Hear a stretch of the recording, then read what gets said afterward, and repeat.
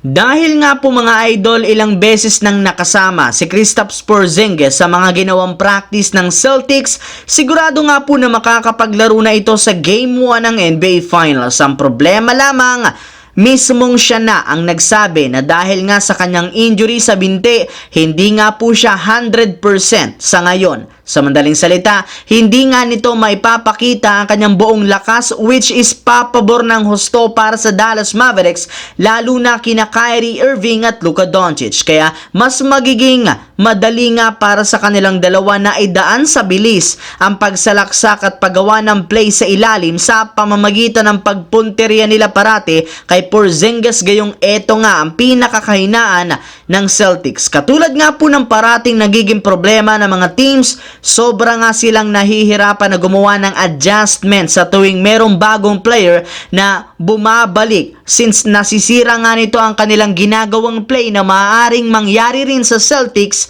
sa Game 1. Pero kahit man nga magkaroon ng aberya ang Boston sa pagbabalik ni Porzingis, hindi rin naman nga daw ito magiging problema dahil ayon sa ilang mga fans, ililigtas nga daw sila dito ng mga referee. Ika nga ng iba, magiging 8 versus 5 ang labanan sa finals, gayong inaasahan nga po na papanig pa rin sa kanila ang mga gagawing tawag ng mga officials, katulad na lamang ng mga nangyari sa kanilang nagdaang serye sa Eastern Playoffs. Matagal na rin naman nga pong alam ng ilan sa mga fans at ng mga NBA teams na paborito talaga ng mga referee ang Boston Celtics, lalo pat nasaksihan nga na nila ito ng ilang beses. Kaya wala talaga ditong magagawa ang Dallas Mavericks kundi i-outplayed nila ang Boston at hindi magdepende sa mga tawag ng mga referee.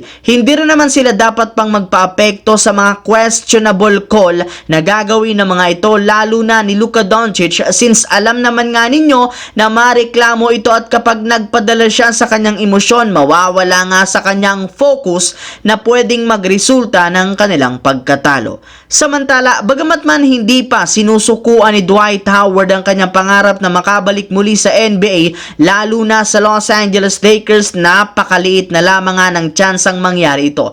Mismong mga NBA team at ang Lakers na rin naman ang tumanggi sa kanya, since ayaw na nga talaga siyang kunin bilang sentro. Kaya dahil dyan nakapagdesisyon si Dwight Howard na pumirma na lamang ng kontrata sa kanyang bagong team sa Taiwan, kung saan siya nga mo mismo ang part-time owner dito. Sinabi rin naman niya na bubuo siya ng bagong sariling liga sa Taiwan at dito nga magsisimula siyang mag-recruit ng mga kasalukuyang at dating NBA player na maglalaro para sa kanya. Pero sa kabila nga po ng pagbabalik ngayon sa Taiwan, hindi pa rin naman ito nakakalimutan ang kanyang pangarap na makapaglaro sa ibang liga kagaya na lamang ng PBA, lalo pat meron nga pong inilabas na magandang balita ngayon si Commissioner Willie Marshall. Kung inyo nga matatandaan, mismong si Dwight Howard nang nag-call out sa liga sa pagkakaroon nito ng height limit na mga import na siyang rason bakit hindi siya dito makakapaglaro. At base nga sa inilabas na balita kahapon,